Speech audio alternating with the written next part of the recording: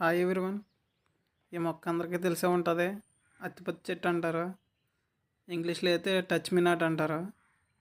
ఈ మొక్క ప్రత్యేకత ఏంటంటే ముట్టుకోగానే ఆకులు ముడుచుకుపోతాయి. ఒకసారి నేను టచ్ చేసి చూపిస్తాను. చిన్నప్పుడు స్కూల్కి వెళ్ళేటప్పుడు అయితే డైలీ వీటిని టచ్ చేసుకుంటూ వెళ్ళేవాళ్ళమి. అదొక సరదా కదా. మీలో ఎంతమంది అలా టచ్ చేసుకుంటూ స్కూల్కి వెళ్ళేవారు? కమెంట్ చేయండి. అలాగే సబ్స్క్రైబ్ కూడా చేయండి.